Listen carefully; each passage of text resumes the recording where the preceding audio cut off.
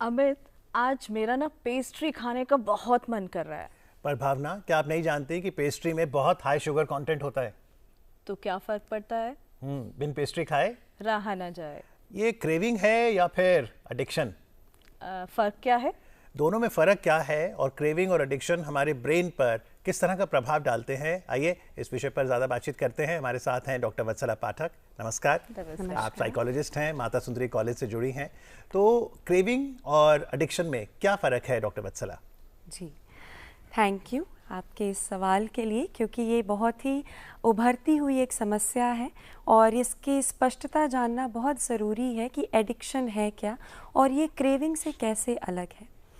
मुझे कुछ खाने की क्रेविंग है, जैसे कि भावना के मन में आज पेस्ट्री खाने की क्रेविंग है।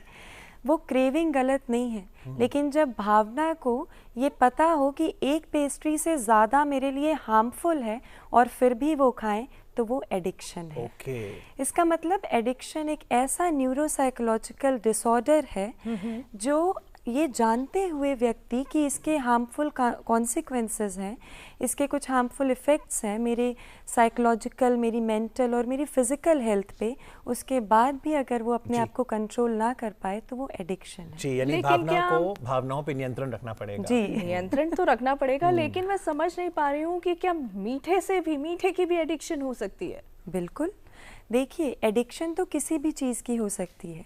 अभी जो आपने बहुत सुंदर एक वीडियो हमारे दर्शकों को दिखाया, आप देखिए ये एडिक्शन सोशल मीडिया, ये एडिक्शन किसी भी खाने की चीज़, किसी भी तरह का सब्सटेंस अब्यूज़, किसी भी तरह की चीज़ जगह पर बार बार विजिट करना, गैम्बलिंग या किसी भी तरह की चीज़ का हो सकता है। तो ये बताइए, इसमें फिर एज अ साइकोलॉजिस्ट मेरा ब्रेन मैकेनिज्म कैसे वर्क करता है जब मुझे किसी चीज़ की लत लग रही है? तो जी, सारी कहानी तो ब्रेन मैकेनिज्म की है और एडिक्शन की तो सारी कहानी हम अपने ब्रेन के वश में हो जाने से है। तो ब्रेन में एक्चुअल वो कौन से फंक्शनल चेंजेस आते हैं ये मैं आपको बताती हूँ।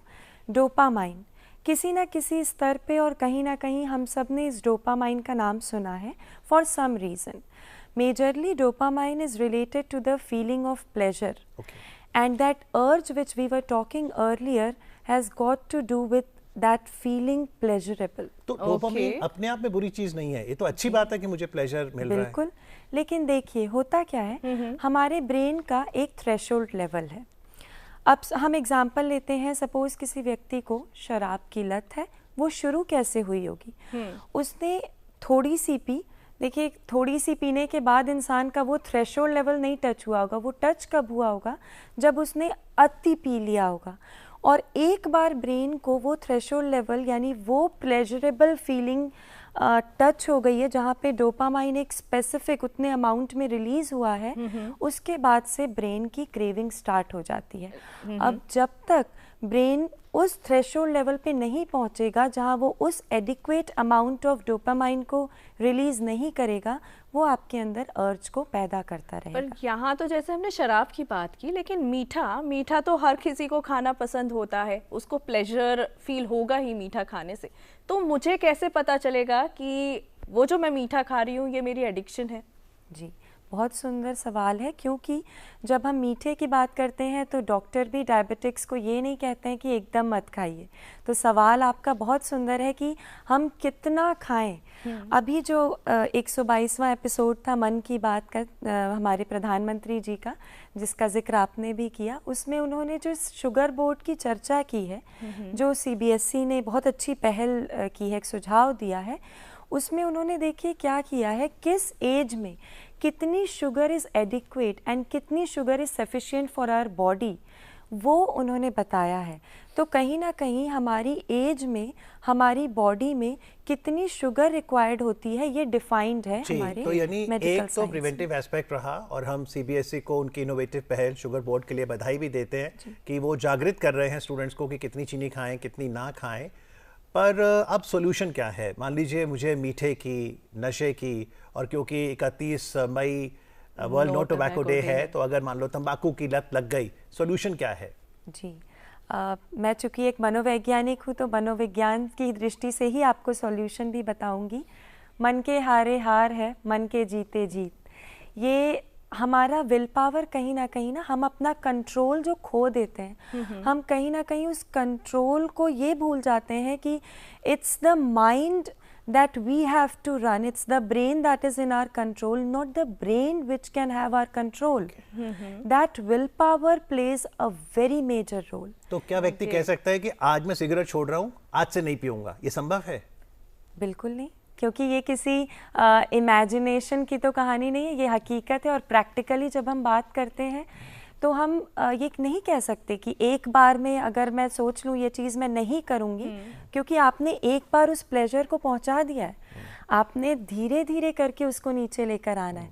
तो बहुत अच्छी टेक्निक हम लोग साइकोलॉजी में पढ़ते थे और आज की डेट में अपने पेशेंट्स पे अप्लाई करते हैं, short term goal making. Okay, मैं ये नहीं कहूँगी कि आप पूरे दिन का टारगेट लीजिए और मत पीजिए सिगरेट, नहीं, 1 घंटे का टारगेट लीजिए, क्योंकि जिसके लिए हर घंटे सिगरेट पीने की आदत लग गई है, उससे तो 24 घंटे में एकदम वो ना पिए, ये एक्सपेक्ट करना भी बेवकूफ़ी। तो अगर आपने 1 घंटा सिगरेट नहीं पी तो वो हैप्पी हार्मोन डोपामिन फिर जनरेट होगा, क्योंकि सही दिशा में है। एग्जैक्टली।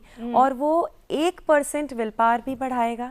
और जब मेरे देखिए 55 मिनट तक तो वो व्यक्ति कंट्रोल कर ले जाता है, ये बड़ी प्रैक्टिकल सी बात है।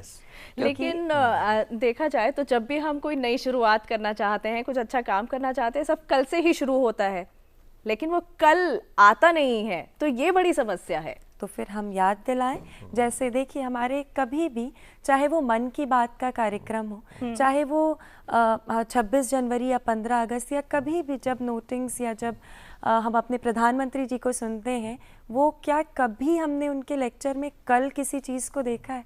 हमेशा उनके कंक्लूडिंग नोट्स में होता है तो आज हम ये शपथ लेते हैं। तो जब वो ये बिलीव करते हैं कि काल करे सो आज कर, आज करे सो अब, तो देश का नेतृत्व जो हमें दिखा रहा है, जो इन पूरे देश के जो बहुत बड़ा प्रेरणा के स्रोत हैं, हम उनसे ये चीज़ सीखें। कल को प्रलय हो जाएगी, भौरी करेगा कब, तो एक सोल्यूशन तो ये रहा, शॉर्ट टर्म गोल लगाएं। अब मनोवैज्ञानिक दृष्टि से एक और टेक्नोलॉजी जो हम सुनते हैं, CBT, कॉग्निटिव बिहेवियर थेरेपी, इसमें क्या होता है? जी, जैसा कि इसका नाम है cognitive behaviour, cognition is something related to the thoughts, behaviour we all know, जैसा हमारा व्यवहार रहता है। देखिए, अगर मैं ये बिलीव करती हूँ कि सच्चाई का पथ एक सही पथ है, तो ये मेरा थॉट है, और ये मेरे बिहेवियर में कैसे आएगा कि मैं अपने जीवन के डिसीजन सच्चाई के बेस पर, सच्चाई की बुनियाद पर लूँगी।